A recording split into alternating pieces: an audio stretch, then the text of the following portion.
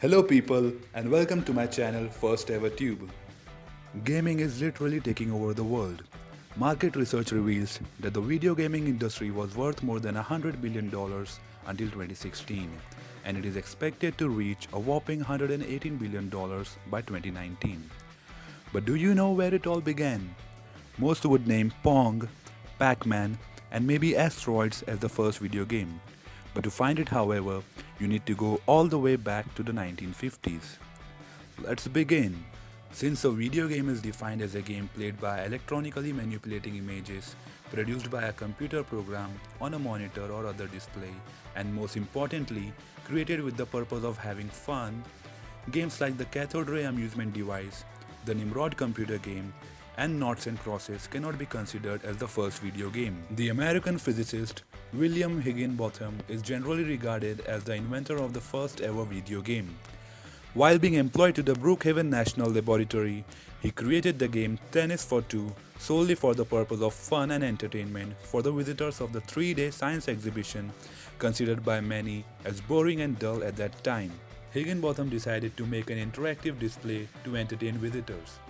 He hit upon the idea while reading the instruction manual of a Donner Model 30 computer, where he learned that it could calculate ballistic missile trajectories or a bouncing ball with wind resistance.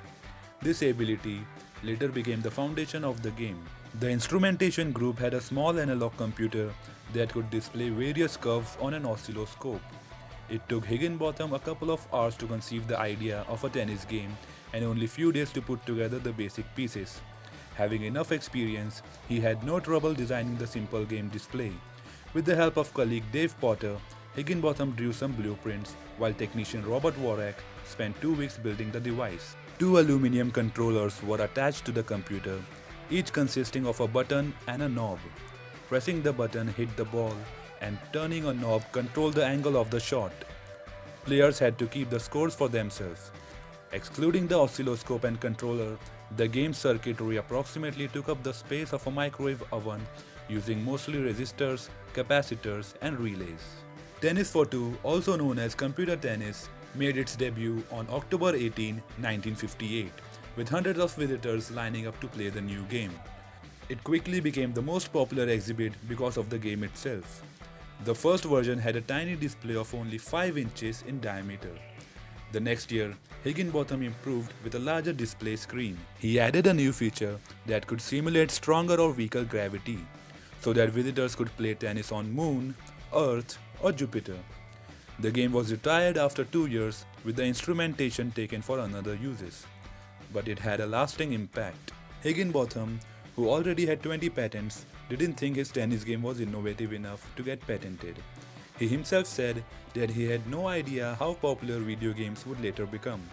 All his life, he wanted to be remembered for his work in nuclear non-proliferation, but to this day, he is remembered and more famous for his path-breaking and ahead of its time game, Tennis for Two.